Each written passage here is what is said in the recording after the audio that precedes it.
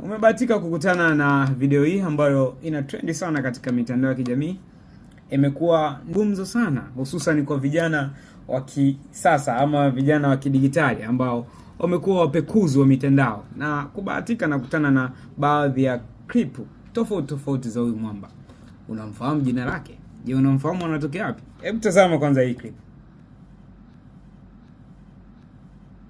Inakustajabisha Kipi ambacho kimekushtua kutoka kwake?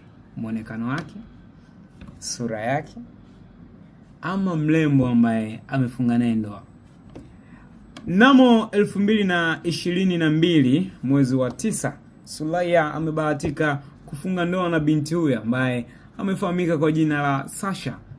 Ni mwanamuziki anayetokea katika taifa la Indonesia. Ni TikToker maarufu, lakini clip zake zimeanza kutrendi kwenye mitandao ya kijamii, hususan